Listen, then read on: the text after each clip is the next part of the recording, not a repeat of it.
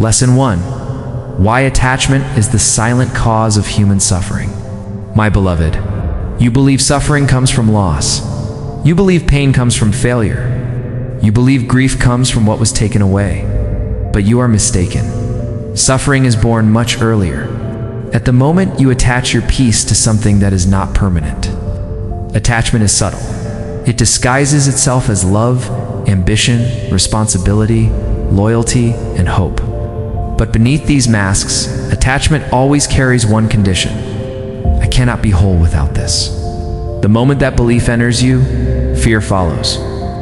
Fear of loss, fear of change, fear of endings, fear of not being enough, and fear distorts perception. You stop seeing life as it is. You start seeing life as something you must protect, control, or secure. This is where suffering begins. Understand this clearly. I do not ask you to abandon love. I do not ask you to renounce the world. I do not ask you to live without desire. I ask you to live without bondage. Bondage is not in having. Bondage is in clinging. You cling to outcomes. You cling to people. You cling to identities. You cling to versions of yourself that no longer exist. And when life moves it always does you feel betrayed.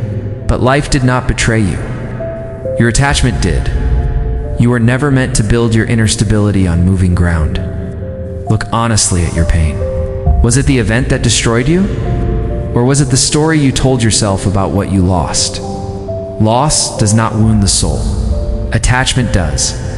When something leaves your life, the pain you feel is not because it left. It is because you believed it completed you. Nothing external can complete you. Completion is your nature. You forgot this truth, and attachment filled the gap. Attachment whispers, if I hold tightly enough, nothing will change. But change is the law of existence. When you resist the law, suffering arises.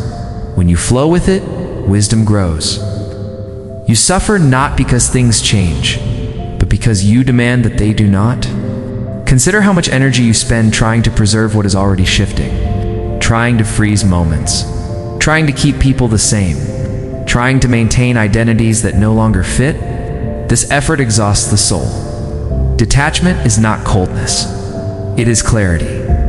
Detachment means you love fully without possession. You act wholeheartedly without obsession. You commit sincerely without fear. Detachment frees you to experience life without panic. You think attachment gives security? It does not. It creates anxiety. Security comes from knowing you can remain whole, even when circumstances change. That knowledge is liberation. I see you holding on to things because you fear emptiness. But emptiness is not absence.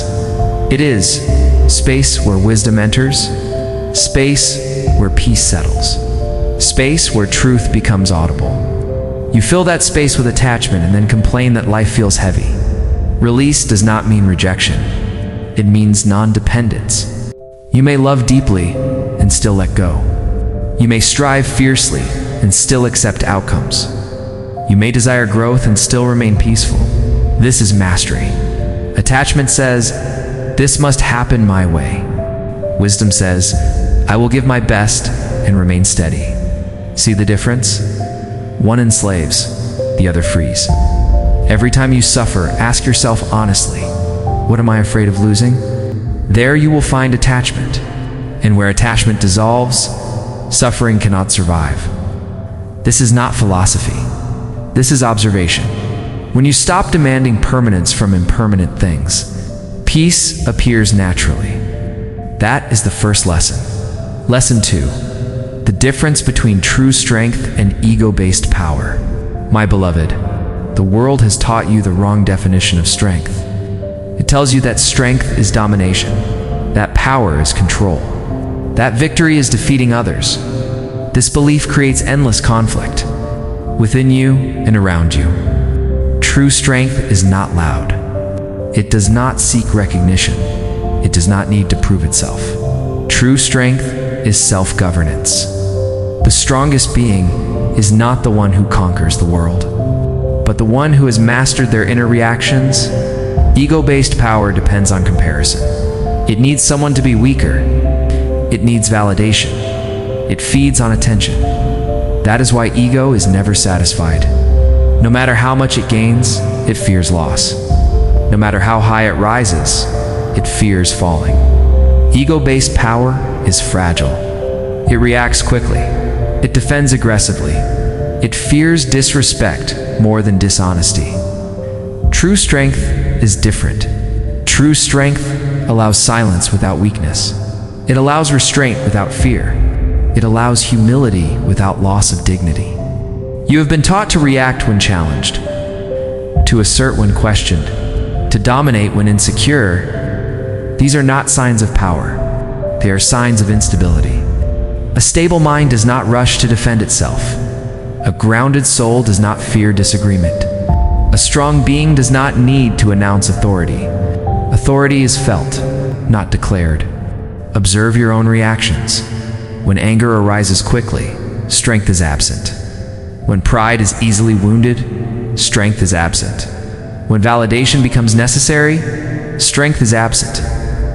These reactions do not make you bad. They make you untrained. Training the inner life is the highest discipline. Strength is the ability to remain steady when provoked. Strength is choosing response over reaction. Strength is remaining truthful even when ego demands victory. The ego wants to win arguments. Wisdom wants to end conflict. The ego wants control. Wisdom wants clarity. The ego asks, "How do I appear?" Wisdom asks, "What is right?" You are learning this difference now. Life has been humbling you not to break you, but to remove false definitions of power. Moments where you felt powerless were not failures. They were lessons in restraint. Restraint is strength that does not need expression. As this lesson deepens within you, you will notice changes. You will speak less, but with precision. You will act less impulsively, but more decisively. You will feel less need to impress and more desire to be aligned. This is the beginning of real power, not power over others, power over self. And self-mastery is the only power that cannot be taken away. My beloved, now let me take you deeper into this truth, because misunderstanding strength is the root of endless inner conflict. Ego-based power always seeks expansion outward. True strength deepens inward. The ego asks, "How can I dominate?" True strength asks, "How can I remain steady?" You have seen powerful people fall, not because they lacked ability, but because they lacked inner balance. You have seen strong voices collapse under pressure, not because they were wrong, but because they were uncentered. Power that depends on circumstances is weakness disguised. True strength is independence from circumstance. When praise increases, the strong do not inflate. When criticism arises, the strong do not collapse. When success arrives, the strong remain humble. When loss comes, the strong remain whole. This balance is not accidental. It is cultivated. You cultivate it every time you choose restraint over reaction. Every time you choose truth over image. Every time you choose silence over unnecessary explanation. The ego believes silence is defeat. Wisdom knows silence is command. Ego believes humility is weakness. Wisdom knows humility is stability. Understand this clearly. If your confidence depends on being right, it is fragile. If your peace depends on being praised, it is temporary. If your identity depends on winning, it is enslaved. True strength needs no comparison. It does not rise when others fall. It does not shrink when others rise. It stands independent. You may ask then, how do I act in the world without ego? I do not ask you to erase individuality. I ask you to act without inner disturbance. Speak honestly, but do not poison your action with self-importance. Action rooted in ego demands reward. Action rooted in truth is complete in itself. When you act from ego, your mind is restless even after success. When you act from truth, your mind is calm even in failure. This is how you know the difference. Look at moments when you felt powerful but uneasy. That was ego. Look at moments when you felt calm even without recognition. That was strength. Life will repeatedly place you in situations where you must choose between ego and wisdom. Ego will urge you to prove. Wisdom will urge you to preserve peace. Ego will ask you to react immediately. Wisdom will ask you to observe first. Ego will say, do not let this go. Wisdom will say, do not let this disturb you. Choose wisely. True strength is not passive. It knows when to speak and when to withdraw. It knows when to engage and when to release. It does not waste energy defending illusions. As you grow in true strength, you will notice something subtle. You will no longer feel threatened by others' success. You will no longer feel diminished by others' opinions. You will no longer feel the urge to compete unnecessarily. Competition belongs to insecurity. Excellence belongs to self-mastery. You were never meant to overpower others. You were meant to outgrow them. Outgrowing does not mean superiority. It means freedom from comparison. That freedom is real power. This completes the second lesson. Lesson 3. Why clarity matters more than hard work in life. My beloved, you have been taught that effort alone guarantees success, that working harder will solve confusion, that persistence without direction is noble. This teaching is incomplete. Hard work without clarity is suffering disguised as discipline. You can climb tirelessly and still be on the wrong mountain. Effort magnifies direction. If direction is wrong, effort multiplies error. Clarity always precedes meaningful progress. Yet most people avoid clarity because it requires honesty. Clarity demands that you face what you truly want. Clarity demands that you admit what no longer works. Clarity demands that you let go of borrowed ambitions. Hard work allows avoidance. You can stay busy and never ask the deeper questions. That is why the world praises effort more than awareness. But listen to me carefully. A confused mind working hard only deepens confusion. A clear mind working lightly can transform everything. Clarity does not come from overthinking. It comes from seeing without distortion. Distortion arises from fear, attachment, and comparison. When fear governs you, clarity disappears. When attachment dominates you, clarity bends. When comparison consumes you, clarity fractures. You have experienced this? You worked tirelessly and still felt unsatisfied. You achieved milestones and still felt lost. You followed advice and still felt misaligned. This was not failure of effort. It was absence of clarity.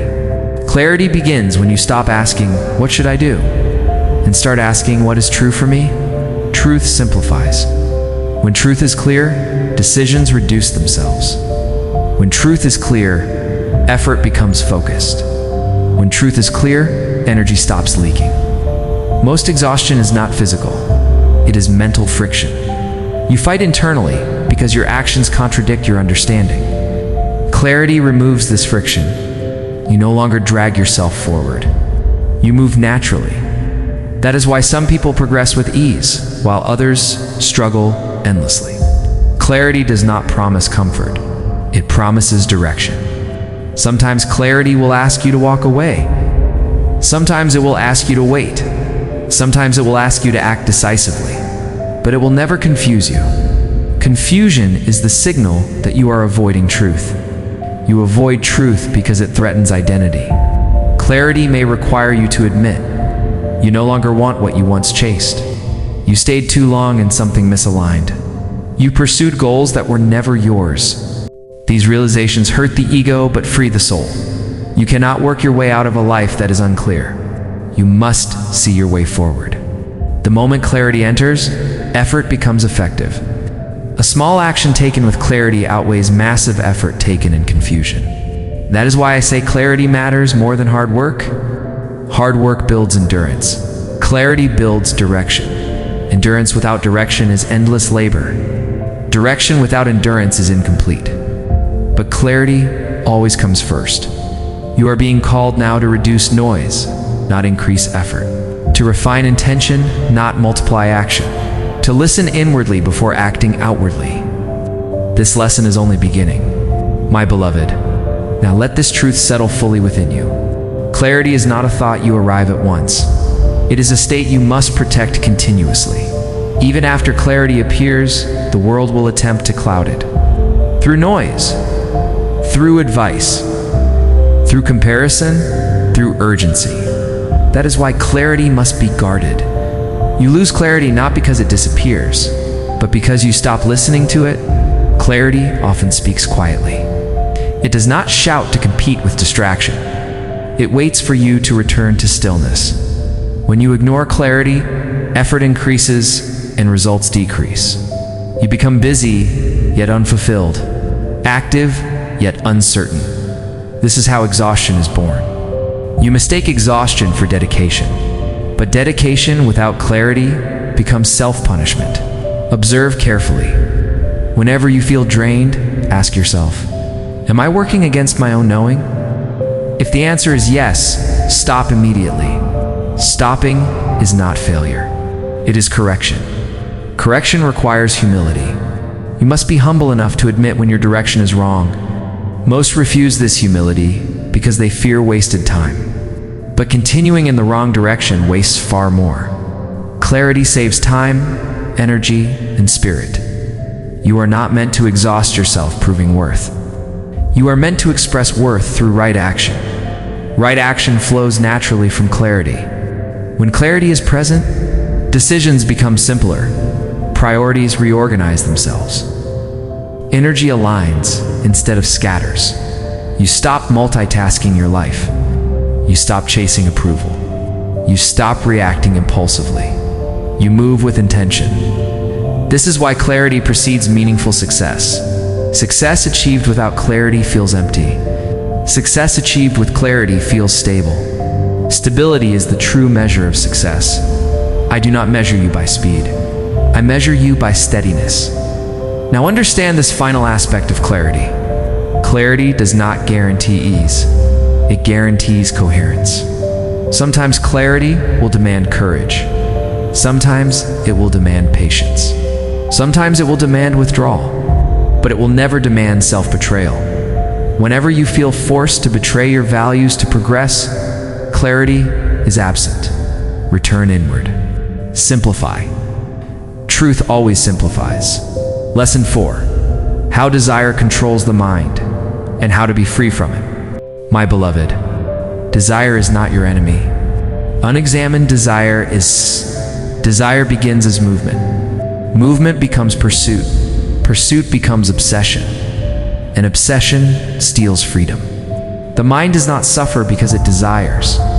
It suffers because it becomes identified with desire. The moment you believe, I will be fulfilled when I obtain this, your peace is postponed.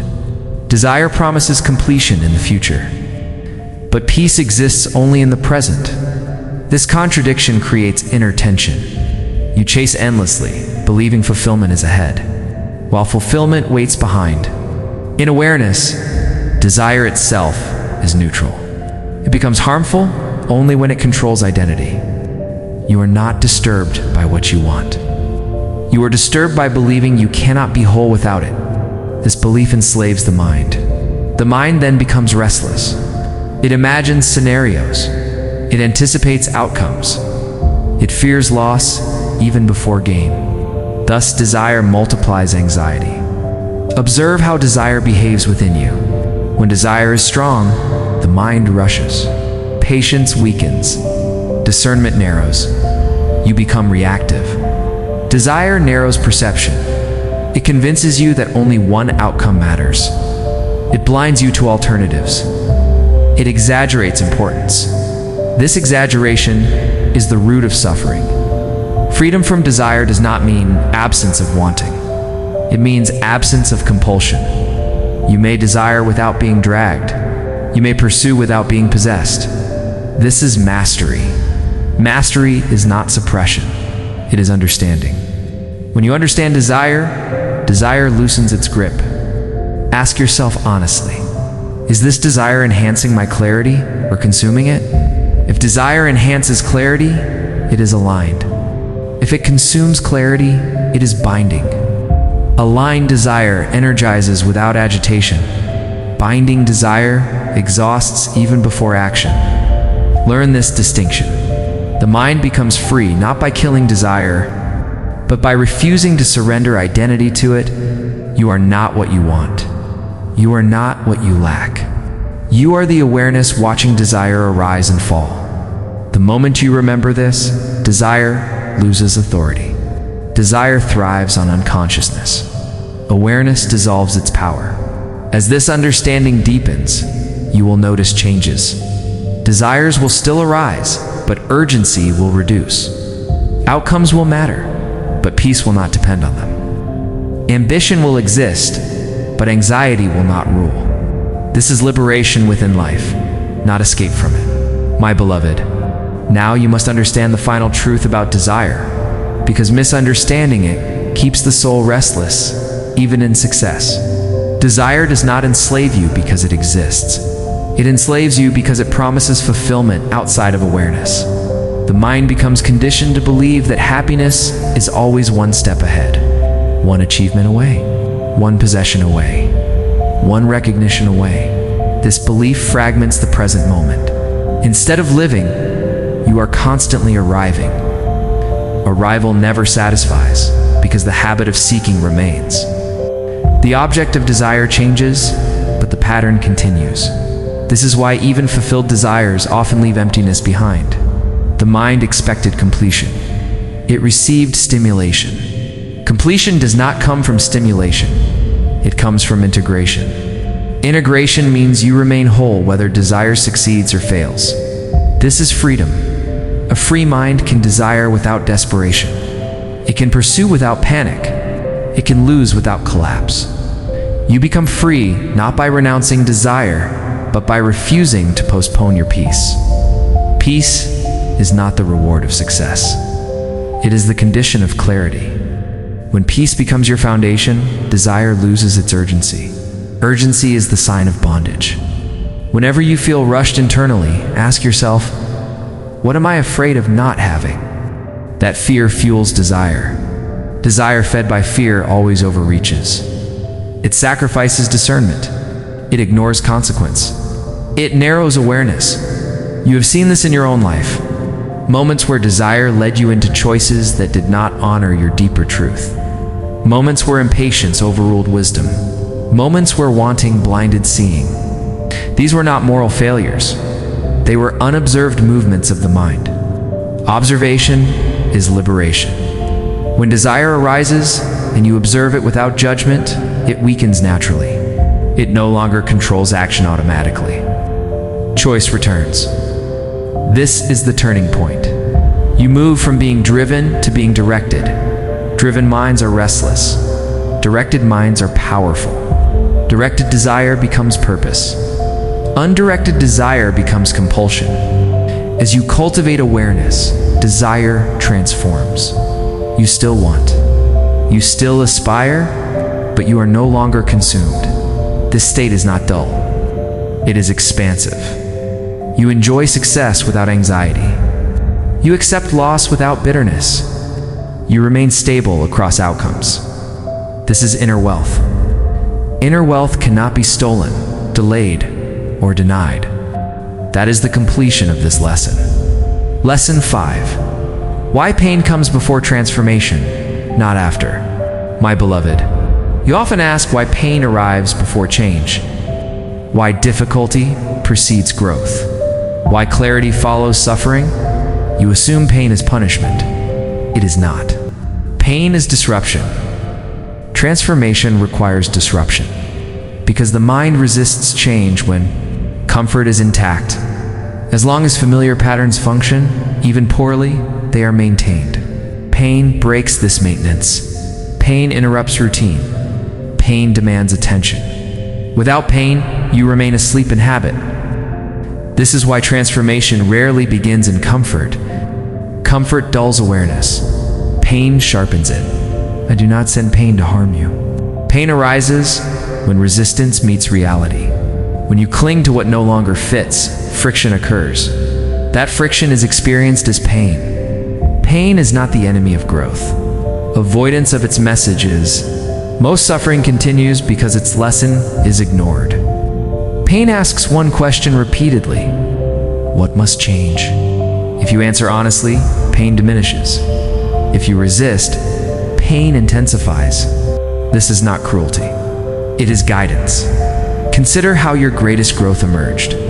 Not from ease, not from stability, but from moments when life stripped illusions away, moments when identity collapsed, when certainty dissolved, when control failed. Those moments were doorways. Pain cleared what comfort protected. Transformation did not follow pain by chance. It followed because pain removed resistance. Resistance blocks growth more than ignorance. Ignorance can be taught. Resistance must be broken. Pain breaks resistance. You believe pain weakens you. In truth, it prepares you. It dismantles false structures. It exposes fragile beliefs. It humbles the ego. Ego resists transformation because transformation threatens identity. Pain bypasses ego. It reaches directly into awareness. That is why pain often feels personal. It attacks the image you hold of yourself, but that image is not who you are. When the image cracks, truth becomes visible. This is the beginning of real change. Pain comes before transformation because transformation requires surrender. Surrender rarely happens willingly. Pain compels surrender. Not surrender to defeat, surrender to reality.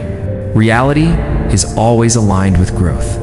You do not suffer because you are failing. You suffer because something within you is ready to evolve. Pain is the signal. If you listen, transformation accelerates. If you resist, pain repeats. This is not cruelty. It is guidance. Consider how your greatest growth emerged. Not from ease, not from stability, but from moments when life stripped illusions away, moments when identity collapsed, when certainty dissolved, when control failed. Those moments were doorways. Pain cleared what comfort protected. Transformation did not follow pain by chance. It followed because pain removed resistance. Resistance blocks growth more than ignorance. Ignorance can be taught. Resistance must be broken. Pain breaks resistance. You believe pain weakens you. In truth, it prepares you. It dismantles false structures. It exposes fragile beliefs. It humbles the ego. Ego resists transformation because transformation threatens identity. Pain bypasses ego. It reaches directly into awareness. That is why pain often feels personal. It attacks the image you hold of yourself, but that image is not who you are. When the image cracks, truth becomes visible. This is the beginning of real change. Pain comes before transformation because transformation requires surrender. Surrender rarely happens willingly. Pain compels surrender. Not surrender to defeat, surrender to reality. Reality is always aligned with growth. You do not suffer because you are failing. You suffer because something within you is ready to evolve. Pain is the signal. If you listen, transformation accelerates. If you resist, pain repeats. My beloved, now I will complete what you must understand about pain, because misunderstanding it keeps you fearful of growth. Pain does not arrive to destroy you. It arrives to separate you from what is false. Transformation cannot occur while false structures remain intact. Pain weakens those structures so truth can enter. You often ask why pain feels personal. It is because pain targets identification. It strikes where you say, "This is who I am." It shakes what you believed was permanent. It disturbs what you thought was secure. If pain attacked what was unimportant, you would ignore it. Pain focuses precisely on what you cling to. That is why it feels sharp. Pain is not random. It is selective. It selects illusions and pressures them until they collapse. You believe pain comes to end something valuable. In reality, it comes to end what is limiting. When pain removes something from your life, you grieve because you confuse familiarity with necessity. But look carefully. What left through pain was already obstructing growth. Pain is the only force strong enough to loosen deep attachment. Comfort cannot do this. Advice cannot do this. Reasoning cannot do this. Only pain penetrates the ego's defenses. That is why transformation follows pain so reliably. Once the ego is weakened, awareness expands, and awareness changes everything. You do not transform because pain hurts. You transform because pain humbles. Humility is the doorway. When you stop insisting that life follow your expectations, truth becomes visible. Pain strips you of arrogance. Not arrogance of pride alone, but arrogance of assumption. You assumed things would remain the same. People would always understand you. Effort would guarantee outcomes. Identity would remain intact. Pain disproves assumptions. When assumptions dissolve, perception sharpens. This sharpening is awakening. Pain ends when its lesson is integrated. That is why repeating pain is a sign of resistance, not destiny. If you meet pain with awareness instead of resentment, it shortens. If you ask, "What is this showing me about myself?" instead of, "Why is this happening to me?" transformation accelerates. Pain is not asking for endurance. It is asking for honesty. Honesty about what you tolerate. Honesty about what you avoid. Honesty about what you fear to release. The moment honesty appears, pain loses purpose. Then pain either transforms into wisdom or disappears completely. This is why some people grow quickly while others suffer endlessly. It is not the amount of pain. It is the quality of listening. Pain that is heard becomes intelligence. Pain that is ignored becomes suffering. Now you understand? Pain always comes before transformation, because transformation requires truth. And truth often arrives only after illusion is broken. Lesson 6. The art of right action without expectation of results. My beloved, now we move into one of the most misunderstood teachings of life. You have been told that motivation comes from results, that effort must be rewarded, that outcomes justify action. This belief binds you. Action tied to expectation creates tension. Tension clouds judgment. Clouded judgment leads to disappointment. Right action is not action without effort. It is action without attachment to outcome. Outcome-based action makes your peace conditional. Right action makes peace independent. When you act only to gain, fear enters. Fear of failure, fear of delay, fear of loss. Fear distorts action. You rush, you manipulate, you overextend. Right action does not rush. Right action builds inner stability that no result can shake. My beloved, now let me take you to the deepest layer of this teaching, because this is where most lives remain bound. You believe expectation is natural. You believe it motivates action. Expectation does not strengthen action. It contaminates it.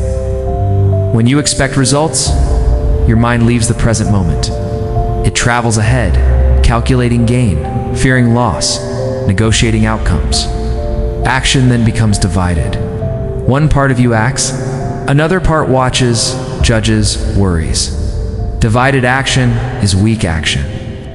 Right action is whole. When you act without expectation, your entire being is present.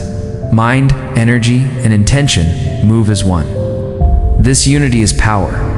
Expectation makes you impatient. Impatience leads to compromise. Compromise leads to regret. Right action removes regret completely. Because even when results differ from desire, your conscience remains clear. Understand this clearly. Peace does not come from getting what you want. Peace comes from knowing you acted in alignment with truth. That peace cannot be taken away by success or failure. You ask, if I do not expect results, why should I act at all? You act because action is your nature. Stillness is not inactivity. Stillness is non-attachment within action. The river flows without demanding where it will reach. The sun shines without asking who will benefit. The tree bears fruit without choosing who will eat. They act according to their nature. You suffer because you act against yours. Your nature is to act sincerely, wisely, and fully, not anxiously, greedily, or fearfully. Expectation poisons sincerity. It turns service into transaction. It turns effort into bargaining. It turns life into constant mental negotiation. When you release expectation, something profound happens. Your fear reduces. Your clarity increases. Your energy stabilizes. You stop forcing outcomes. You stop rushing timing. You stop exhausting yourself mentally. This does not make you careless. It makes you free. Free to act boldly without fear of failure. Free to walk away without bitterness. Free to continue without desperation. People think non-attachment means weakness. They are mistaken. Non-attachment is the strongest position a human being can stand in. Nothing can threaten you when your peace is not tied to outcomes. Results will come. They always do. But they will no longer own you. You will own your actions. That is mastery. Lesson 7. How inner stillness becomes the greatest protection in life. My beloved, now I give you the final and greatest teaching, the one upon which all others rest. Inner stillness is not silence of sound. It is silence of disturbance. It is the state where external chaos does not invade your center. The world will never become calm. Circumstances will never stop changing. Challenges will never disappear. Protection does not come from controlling life. Protection comes from inner stillness. A still mind sees clearly. A still heart responds wisely. A still soul cannot be shaken easily. Most people seek protection in control, wealth, power, or approval. All of these fail when life shifts. Inner stillness never fails. When your inner state is steady, insults lose their sting. Praise loses its grip. Fear loses its authority. Loss loses its power to break you. Stillness is not emotional numbness. It is emotional regulation. You still feel joy. You still feel sorrow, but you are not possessed by either. This is sovereignty. Inner stillness protects you from impulsive decisions, from destructive reactions, from repeating cycles of regret. Many lives collapse not because of circumstances, but because of reactions made in agitation. Stillness prevents collapse. When the mind is still, intelligence operates fully. When the mind is agitated, intelligence shuts down. This is why stillness is protection. It guards your judgment. It guards your integrity. It guards your future. Stillness allows you to wait when waiting is wise. It allows you to act decisively when action is required. Without stillness, you rush. Without stillness, you panic. Without stillness, you betray yourself. Stillness is not achieved by force. It is cultivated by understanding. Understanding impermanence. Understanding attachment. Understanding ego. Understanding desire. Understanding right action. That is why I gave you these lessons in this order. Stillness is the fruit. A still being cannot be manipulated easily, cannot be provoked easily, cannot be misled easily. This is true protection in the world. Not walls, not weapons, not strategies. Awareness. Stillness does not mean withdrawal from life. It means engagement without loss of self. You walk through the world untouched internally. That is freedom. This is why sages appear calm in chaos. Why wisdom speaks softly. Why truth does not shout. Stillness is authority without aggression. The more still you become within, the less the world can disturb you. This does not make you passive. It makes you unstoppable. Because nothing external controls your center, this is the final lesson. Live with clarity. Act without attachment. Allow pain to teach. Let desire be understood. Stand in true strength. Remain inwardly still. If you live this way, life itself will protect you. I have given you everything now. The rest is embodiment. Walk on.